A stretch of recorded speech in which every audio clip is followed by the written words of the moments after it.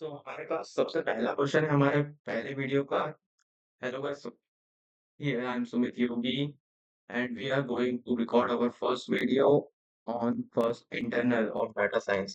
हमें यहाँ पर पहला क्वेश्चन दिया गया है जो कि हमें कह रहा है कि हमें सबसे पहले more commonly use static methods को कैरेक्टराइज करना है जो कि हम यूज कर सके for finding depression student data at the lab faculty. और हमें ये भी बताना है कि ये कैसे हमारे एफिशिएंट रहेंगे लार्ज स्टूडेंट डाटाबेस के लिए। Here we have the most three and widely used measures. सबसे पहले है हमारे पास absolute mean and quartile differentiation and we have coefficient of variance यानी सीवी। क्वार्टाइल सबसे पहले हम बात करेंगे मीन डेविएशन की। तो एब्सोल्यूट मीन डेविएशन या फिर मीन डेविएशन तो इसका फॉर्मूला यहाँ पे आपके सामने लिखा हुआ है स्क्रीन पर, जो कि 1 by n number of terms divided by summation of all the terms. For example if we have the data of about 10 5 students, तो we have mean is 8 and mean deviation जो भी रहेगा हम उसको मीन से इन सबको माइनस करेंगे तो हमारे पास मीन डेविएशन 1 पॉइंट। सो इस और हमें यहाँ पर जो मीन डेविएशन लो आ रहा है, तो अगर मीन डेविएशन लो हो यानी most students give similar scores, यानी सभी को लगभग सिमिलर स्कोर मिला। अगर मीन डेविएशन बहुत ज्यादा होगा मतलब स्टूडेंट्स को वैरायटी में स्कोर मिला, मतलब जो स्टूडेंट्स के स्कोर में डिफरेंस है वो बहुत ज्यादा है। अब इसकी कंपटीशन में हमें टू पास हम यूज करने पड़ेंगे। सबसे पहले तो हमें फर्स्ट पास में जो है हम सबसे पहले मीन कैलकुलेट करेंगे एंड सेकंड पास में हम मीन डेविएशन कैलकुलेट करेंगे। ये हमारे लिए एफिशिएंट तभी रहेगा जब हमें टू पास यूज करना हो।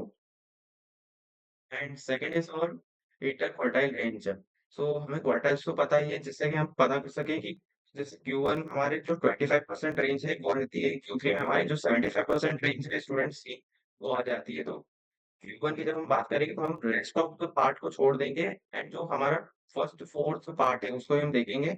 Q3 जो रहेगा वो हमारे लिए ऐसा पॉइंट रहेगा जो कि हमारे लिए थ्री फोर्थ पार्ट को डिनोट करेगा। क्वार्टाइल रेंज से भी हम इसको पता कर सकते हैं। क्वार्टाइल रेंज भी एक एफिशिएंट वे है। जैसे हमारे पास एक डाटा सेट है, इसमें Q1 आता है 4.5 जो कि हम कैलकुलेट करके निकाल सकते हैं एंड Q3। एंड जैसे हम इंटर क्वार्टाइल रेंज की बात करेंगे तो जैसे Q1 minus Q3, Q3 minus Q1 करेंगे तो हमारे पास आंसर आएगा 4। अब क्योंकि यहाँ पर अगर जो नंबर है वो मॉडरेट आती है, यानी वेरिएबिलिटी जो है वो नॉर्मल है। अगर वैल्यू रेंज से बाहर जा रही है यानी मॉडरेट वैल्यू से ज्यादा हमें वैल्यू आ रही है, यानी जो भी हमारा सिलेक्शन है, जो भी हमारे पास रिजल्ट है वो आउट ऑफ द रेंज जा रहा है। अब इसकी एफिशिएंट इन कंप्यूटेशंस यही रहेगी कि लार्ज डेटाबेस में बहुत काम आता है, क्योंकि ये सिर्फ वन हाफ में ही हम, क्योंकि हमें Q1 कैलकुलेट करना है, Q3 कैलकुलेट करना है, इनको माइनस करना है। उससे से हमें पता चल जाएगा इसके अंदर किस तरीके से वेरिएशन आ रहा है डाटा में। It is an also very efficient way for calculating. और दूसरा कोएफिशिएंट ऑफ वेरिएंस यानी सीवी। तो coefficient of variance is ratio of standard deviation and mean. हमारे पास स्टैंडर्ड डेविएशन को हम यहाँ पर सिग्मा से डिनोट करेंगे और मीन को बार से, और उनका हम परसेंटेज निकालेंगे जैसे हम नॉर्मली परसेंटेज निकालते हैं।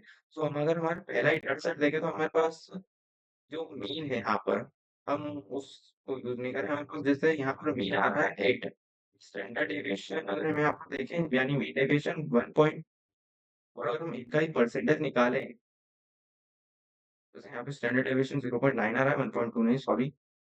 सो अगर हम इनका परसेंटेज निकालें तो ये हमारे पास है 10%। और एवरेज के लिए हम अगर देखे जाए तो about 20%। इसमें collaboration rating are very more widely. यहाँ पर कोलैबोरेशन रेटिंग्स बहुत वाइड है। अब इसका एफिशिएंसी कंपटीशन में यही है कि ये लार्ज डेटाबेस में काम आ सकता है एंड सिंगल पास एल्गोरिदम हम यूज कर सकते हैं मे बी। बट जहाँ तक मुझे लग रहा है इसमें हमें डबल पास लेने ही होंगे, क्योंकि हमें स्टैंडर्ड डेविएशन भी कैलकुलेट करना है, मीन भी, एंड देन दोनों का परसेंटेज निकालना है। अगर we have already calculated then it will be efficient for single pass algorithms. It is very easy to perform. So guys, thank you for watching me, and this is my first question, first video. Thanks.